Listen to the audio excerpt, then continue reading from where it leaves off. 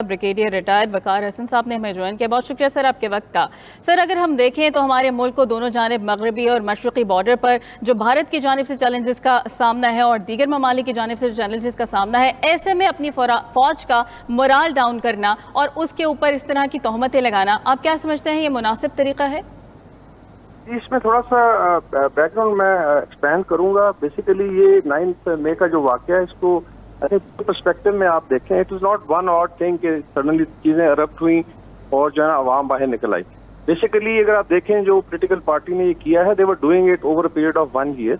एक पूरा narrative buildup किया गया जिसमें आई वुड से कि अगेंस्ट मिलिट्री एक आप नफरत की फिजा आप कहने, इसमें इनका पूरा एक इको चैम्बर है जो अभी भी एग्जिस्ट करता है, इंटरनल भी है एक्सटर्नल भी है।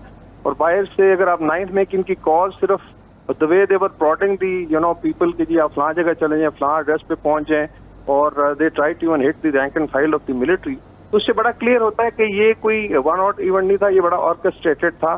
This was assault on the state.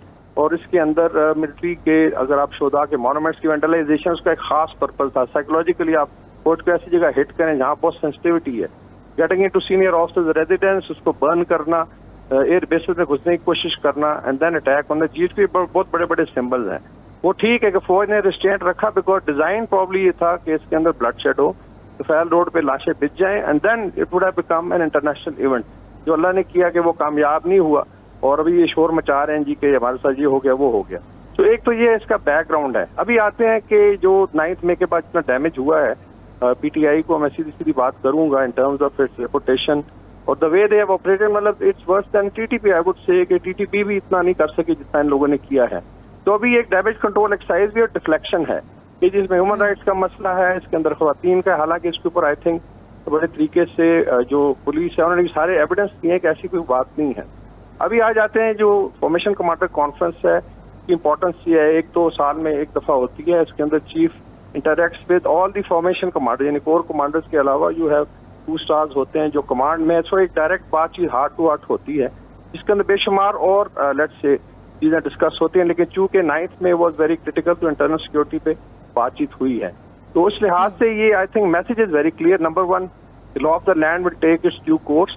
Number 2, जो लोग इन्वॉल्व थे डेफिनेटली उनको कैफे के दार तक पहुंचाया जाएगा। और फिर ये मिलिट्री लॉ वगैरह की बात हो रही है और ऑफिशियल सीक्रेट एक्ट पे, इसमें इट इज यूनिवर्सल। आप अमेरिका का एक कोड है 1389 के अंदर 18 शिक्के हैं। अगर आप मिलिट्री गैरजन में जाके वेंडलाइज करते, मतलब सवाल ही पैदा नहीं होता कि एक सिपाही अगर सेंट्री ड्यूटी पे खड़ा है उसको आप शाउट नहीं कर सकते। There are very spare punishments which range from 2 years to life imprisonment, और डेथ भी हो सकती है।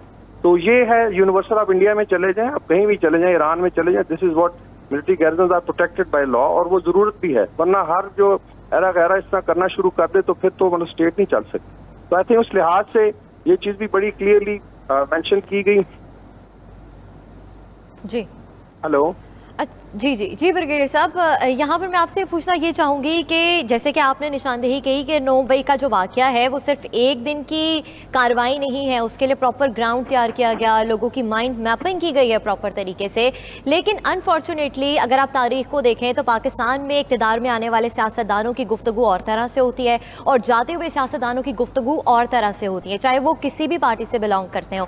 आपको क्या लगता है कि अब वो टाइम आ चुका है कि तमाम सियासी पार्टियाँ ये समझ लें कि रियासत के साथ टकराव के बाद मुल्क की तरक्की नहीं हो सकती? एग्जैक्टली उसमें देखें जो पॉलिटिकल एजिटेशन है या प्रोटेस्ट है, उसमें तो कोई पाबंदी नहीं है। आप ये बताएं कि डिस्पाइट के पहले भी कुछ political parties at times rhetoric में आके मिलिट्री की लीडरशिप पे लेट्स से वो क्रिटिसाइज करती रही है, लेकिन it never translated into physical violence. फर्क ये है, आप बेशक करें, आप प्रोटेस्ट करें, इसमें डेफिनेटली सुप्रीम कोर्ट ने भी एक तरीकेकार रखा, वो कैपिटल में आते हैं तो कौन कौन सी जगह। अगर आप स्टेट और असॉल्ट करना शुरू कर दें मिलिट्री गैजेंस पे, तो then it it's going to something else. अभी एक्सटर्नल लिंकेजेस पे आए जो बहुत इंपॉर्टेंट है, जो समहाउ मिस कर जाते हैं डिस्कशन में। 9 मई को Zalmay Khalilzad and John Bolton were giving calls for change of command of the army.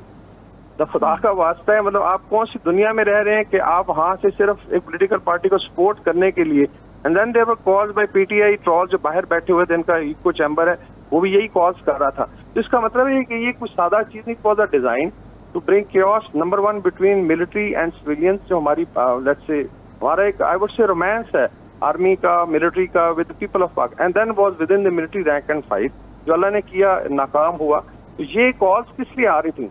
अभी आप साइफर को कनेक्ट करें, जो उन्होंने शोर मचाया जो कि अमेरिकन साजिश है, तो इस वक्त तो पूरा अमेरिका को सपोर्ट कर रहा था 9th में ऑनवर्ड जो है। फिर अभी ह्यूमन राइट्स का इशू बनाया गया।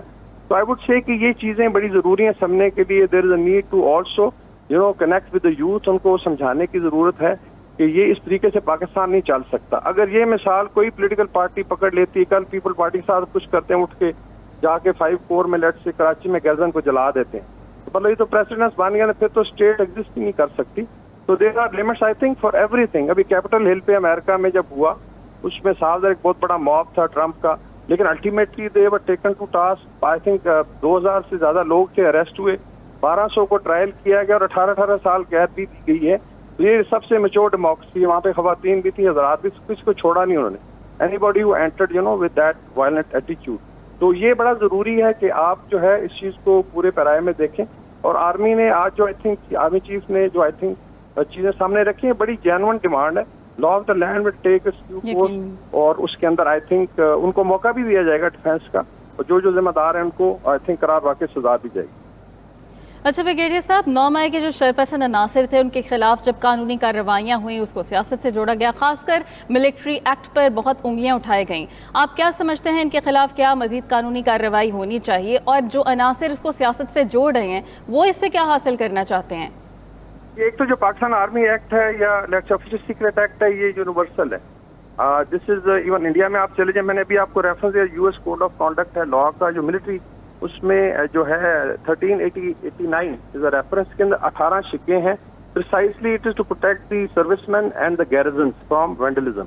उसमें एग्जैक्टली इसी तरह की है। ये कोई ऐसी अनहोनी चीज नहीं है। आप मुझे बताएं कि अगर आप गैरिजन में रह रहे हैं जहाँ पे लेट्स से मिलिट्री का अपना एक सिस्टम होता है, उसके अंदर आप डिसरप्ट कर रहे हैं, आप आग लगा रहे हैं, तो why they should be tried in civil court. जब आप गैरिजन में एंटर होते हैं then you are subject to military law. सीधी सीधी बात है। एक तो ये है। दूसरा ये है कि अगर आपने इसको इसके अंदर ऐसे अगर साजिश का एलिमेंट जो आई फील वाज देयर, तो एक्सटर्नल इंटरनल निकली, तो फिर तो चीजें बहुत आगे चली जाती हैं। तो मे बी जो यूथ जो था आगे, it was hurled bye there leaders. और अगर आप इनकी कॉल्स देखें, इसके अंदर इनके MNAs, MPAs, सेनेटर्स जो थे वो कॉल कर रहे थे, और then they were celebrating from inside. अगर जाज चौधरी कहता है जी कि सारा गट कर दिया, उसका बेटा कहता है फिर मिथ तो तोड़ दी, it means it was by design. There was a nerve centre जो ऑपरेट कर रहा था। चीजों को आई थिंक उस पर्सपेक्टिव में देखें। दैट्स व्हाई 9th में is a watershed in history of Pakistan और पाकिस्तान आर्मी की हिस्ट्री में, because it can't be allowed to let's say happen खुदा ना खास्ता अगेन। तो बाकी definitely there are laws of Pakistan military law is very much within the constitution, और एक कानून है जो बेसिकली मिलिट्री गैरिजन में या मिलिट्री से रिलेटेड उस पर अप्लाई होता है। आप यूएस को देखेंगे, ग्वांटानामो बे उन्होंने पूरा क्रिएट किया, तो there was some laws in US जो सपोर्ट नहीं करते थे। हम तो वो नहीं कर रहे। मेनली ये है कि जो पाकिस्तान का लॉ है, military law is very much subservient to the let's say national laws के अंदर ही कार्रवाई होगी। But when you enter garrisons, when you go on assault, आप बर्न करें, अब इस चीज को अगर आप समझें बड़ी छोटी सी बात है, तो आई थिंक फिर हमें जरूरत है इसके ऊपर पढ़ने की, रिसर्च करने की। फिर इसी तरह डायस्पोरा है, बाहर उनको एंगेज करने की जरूरत है। ये जो मिसपरसेप्शन फैलाई जा रही है, प्रोपेगेंडा कैन कंटिन्यू, लेकिन आई एम श्योर जो अवाम है वो सब चीजें देख रही है, और आई एम श्योर चीजें आगे बेहतर हो जाएंगी।